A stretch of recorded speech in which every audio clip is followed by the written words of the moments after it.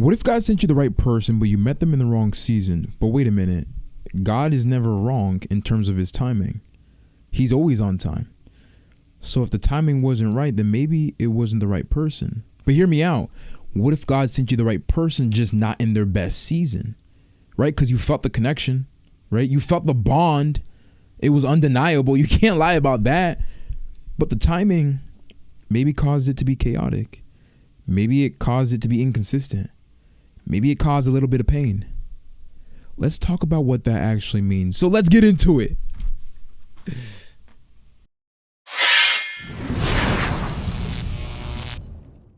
We have to understand that God's timing is not our timing. And although it may have felt right, maybe the timing wasn't. And this is one of those very controversial type of topics here, because our Heavenly Father is not a God of confusion.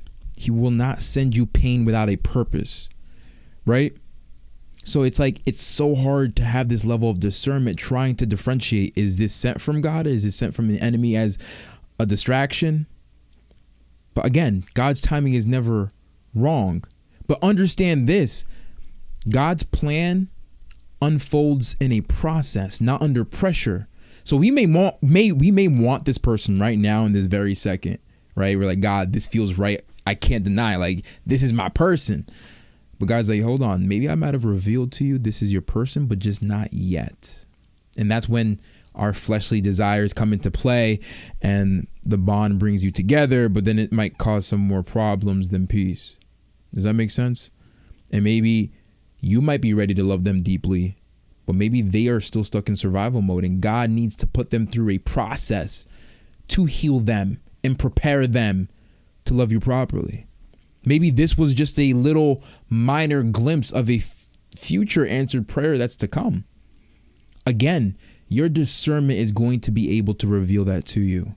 We get so hung up on finding our person, or hung up on an outcome or a desired blessing in prayer that we ask for God, that oftentimes our desire clouds our ability to discern. I've been there before, where I'm like, this feels right. I can't deny it. This feels perfect. Not realizing in the process of me chasing after that person, I drifted away from God. And if God feels far, he's not the one that moved, but he's always there.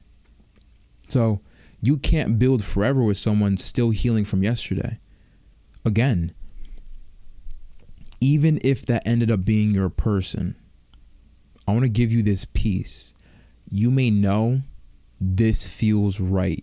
The bond, the connection is undeniable, but the version of them, the season that they're currently in, is not their best. So they need to develop, or maybe you're the one that needs to develop. But in order for it to work in the future, as part of God's planning, you need to be able to relinquish the earlier version, the almost connection, the undeniable feeling that you felt. You have to relinquish all of that, because that's going to prevent you from moving forward. Because it might very well be them, but it's not going to be the version that you meant. It's going to be a more developed, healed version of them, or yourself. You're going to be a more developed, healed version. So they might still be bleeding from a wound that you didn't cause. And you know the famous quote, if you don't take the proper time to heal, then you end up bleeding on people who never cut you. It might be you. You might be the one that was bleeding and not realizing you needed to heal. And now you saw something that you wanted, but you weren't ready to handle it or hold it. Because a mending heart, a person that's still trying to patch their own wound, have trembling hands, and they won't be able to take care of a person that places their heart in their hands. Placing your heart in a person's hands that's still healing is placing it in trembling hands. And you can't really blame the person for hurting you and dropping that heart when they're struggling to patch their own wounds. It's not that they're rejecting you, it's that they're avoiding their own reflection in that season. They're stuck in survival mode. So being almost ready is not the same as being emotionally available. Because if they can't meet you where your actual emotional maturity is, then the relationship becomes like a spiritual tug of war. As you're trying to heal them, you're getting pulled away from God, not realizing you're supposed to let go and let God and place them in the hands of the ultimate healer. It can get tricky.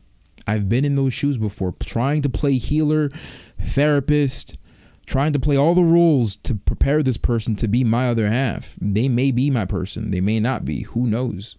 I'm not married to that outcome. I'm so in love with my journey. And if you end up losing them, or it ends up not working out, trust and believe. If you know God for who he says he is, if you trust God for who he says he is, and he takes away something or someone or a circumstance that you didn't even believe you could lose, that same God can bless you with a circumstance, a person, or an event, or a thing that you didn't even expect or know that you could receive. I've been there, done that.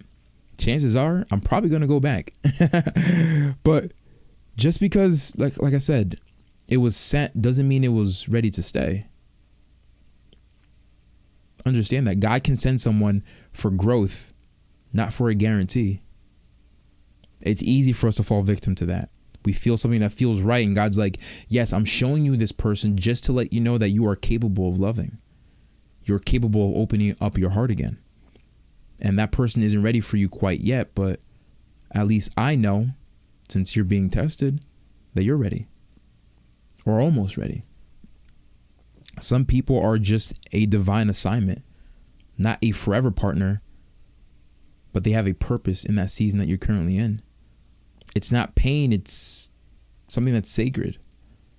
They helped you develop more, helped you evolve more, helped you see them to be able to see themselves.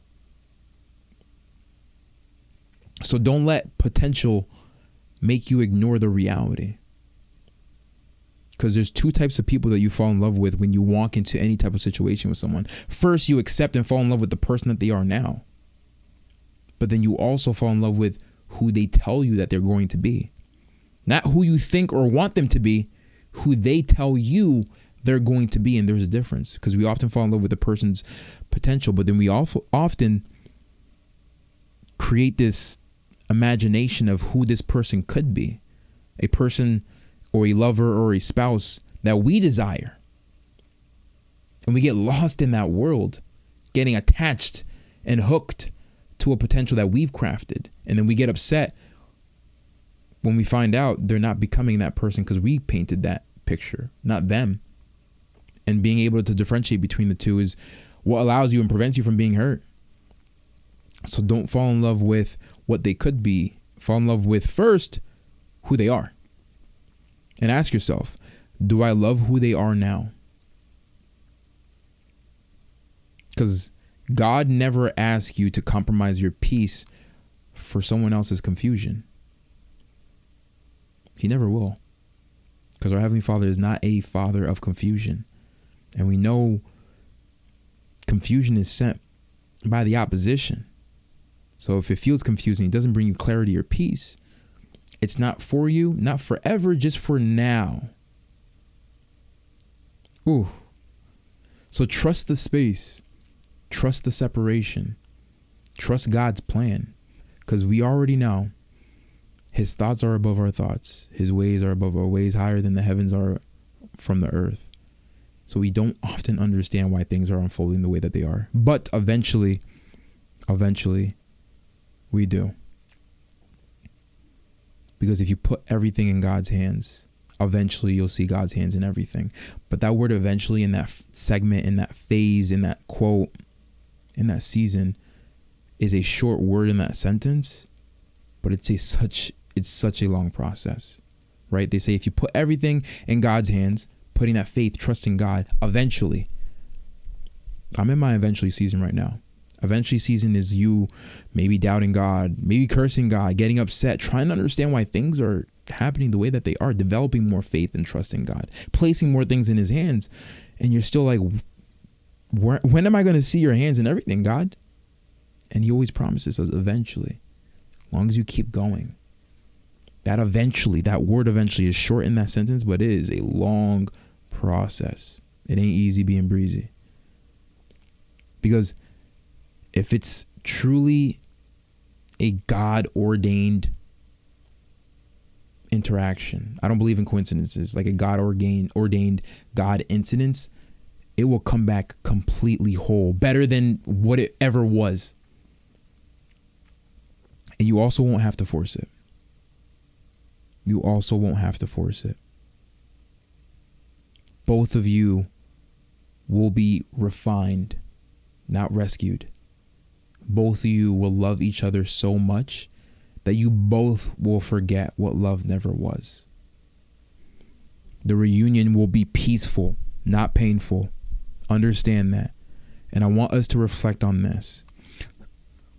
If you're in a season of healing, then join the healing community. Link is in my bio, or actually in the description, or on my social media bios, but it's currently attached to the description. There's a 7-day free trial. We have monthly Zoom calls. Probably by the time this video is out, it's going to be bi-weekly Zoom calls twice a month. And I want you to know that you're not alone in this season of healing. You're not alone. So take advantage of the free 7-day healing community. And if you like it, stay. If you don't, it's not for everybody. At least you gave it a shot. And that alone is enough. So if you're in a season of healing and you felt like this was right, but maybe, some things kind of feel wrong, then maybe the things that you were exposed to might have been shown to you premature to the final outcome, right? It felt right, but it was almost right. You ever been in those circumstances where it felt like maybe if we both healed a little bit more, or a little bit of this and all those things, then we could have had it all? Our Heavenly Father is always on time.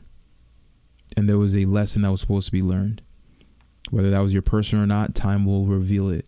But being married or holding on to that person or outcome or situation isn't going to help you grow.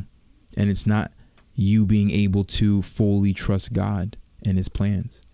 Saying, God, if this is person's for me, I trust that you will bring them back to me. You will bring us back to each other's lives. But if they're not, I trust that they only serve the purpose to help me develop. I know, God doesn't send people. It may feel like it, but God doesn't send people to destroy us, deny us, or delay us. He sends people, places, and things to simply develop us as he puts us through this classroom of life to learn. So let God finish what he's doing in you first before he gives you what he ultimately has crafted for you. Because if it's meant for you, it won't miss you. And if it's meant for you, it'll come back with clarity, purpose, and peace. I hope this was helpful. Again, if you want to work with me coaching one-on-one or join the healing community, link is in the description. I'll see you. Thank you for being here. This was fun. This was exciting. And hopefully this was some form of an answered prayer. All right. Peace from these.